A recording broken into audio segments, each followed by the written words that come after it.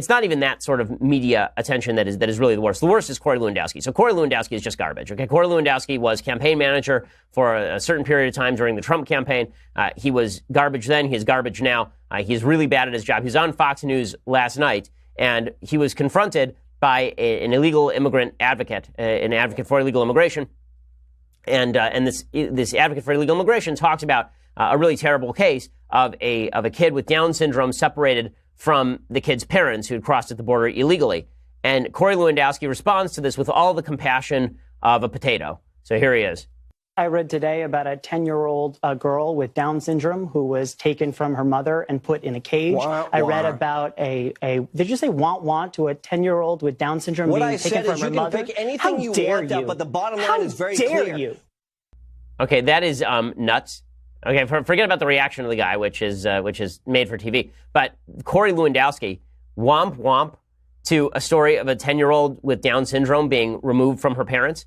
No. And then here's the problem.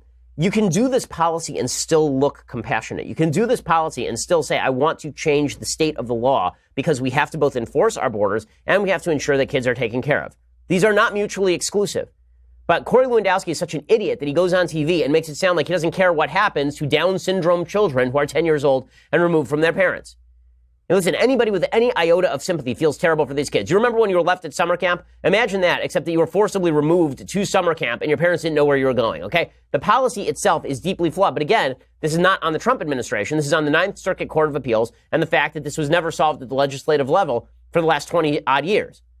But to just go out there and say womp when you're talking about some of these heartbreaking stories, idiotic in the extreme, foolish in the extreme, because Corey Lewandowski is an idiot.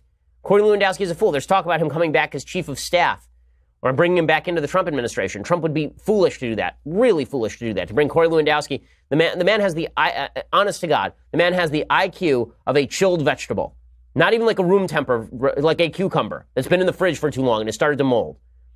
It's so bad for Trump's policy. It's bad for the president to have representatives like Corey Lewandowski going womp when people are talking about the suffering of children.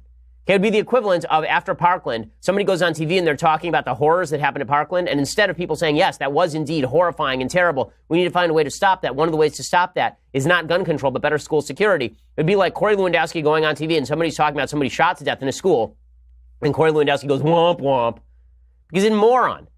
And this sort of political polarization, this sort of political conflict where rhetoric on both sides matters much more than workable policy, it really makes me angry. It's really frustrating and it's really stupid because there is a workable policy solution to all of this. Ted Cruz proposed it yesterday. Now, Ted Cruz's bill, right, which is supposed to be brought up, I guess, today in the House of Representatives, right, with the help of Speaker Ryan, the House is going to vote on a bill that unites illegal immigrant families at the border, and Democrats are expected to vote against the bill. They're getting a clean, standalone bill to formally prevent child separation, and they're going to vote no en masse, says Guy Benson.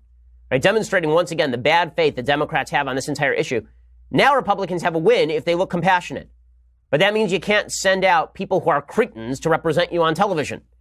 You can't send out Corey Lewandowski. The last time an object passed through his head was never. Right? I mean, and I'm including his brain. Right? I mean, like there's nothing in there.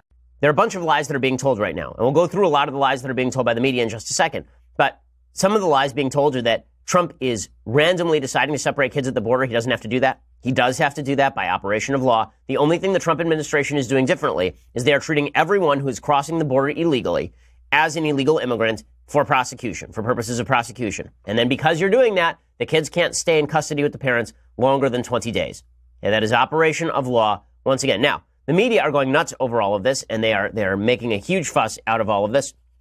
And they're showing up at the border, and they are showing up at these particular border stations where the kids are being held. The kids are being held separately in what are cages, essentially.